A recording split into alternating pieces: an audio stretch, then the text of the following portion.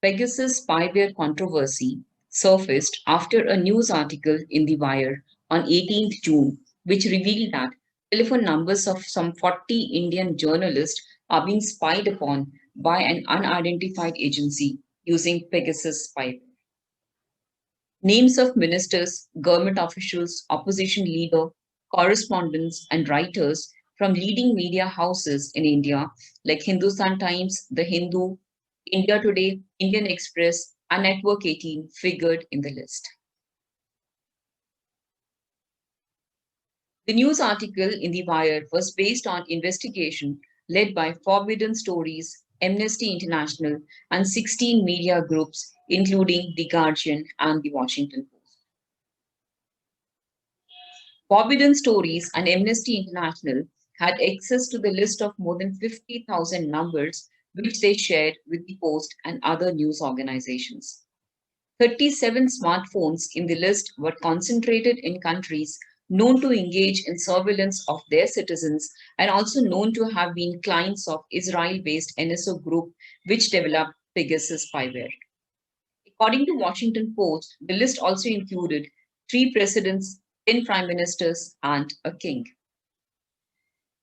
It is important to know that a spyware is any malicious software designed to enter any computer, mobile phone, etc., to gather data and forward it to the third party without consent of the device owner.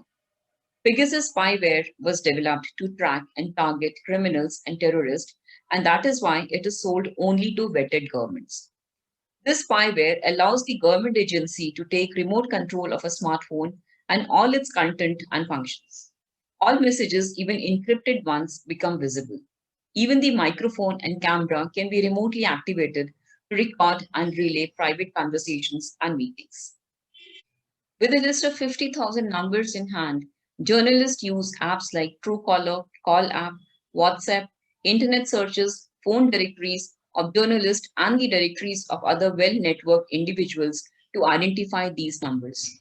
Out of 50,000 numbers, 300 numbers were of India, that is, with country code +91.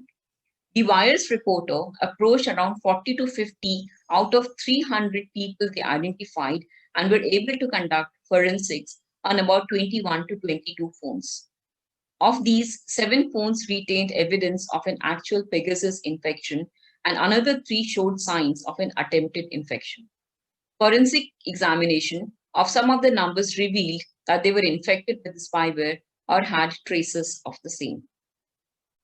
Apart from the investigations conducted by the consortium, there are 3 additional sources of validation in this case.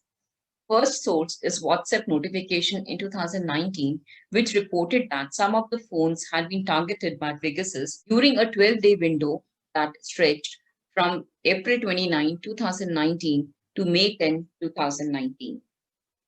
Secondly, 37 phones forensically examined worldwide showed traces of Pegasus, 10 out of which were in India. Third, Amnesty's labs forensic analysis were confirmed by Citizen Lab, an independent entity associated with the University of Toronto. Citizen Lab was instrumental in the discovery of WhatsApp infection in 2019 and was not part of the Pegasus project. Note that Forbidden Stories is a Paris-based group that fosters collaborative journalism. Amnesty International is a non-government organization headquartered in UK and is working worldwide for human rights, and The Wire is a foundation of independent journalism. Thank you and stay tuned for more such interesting stories.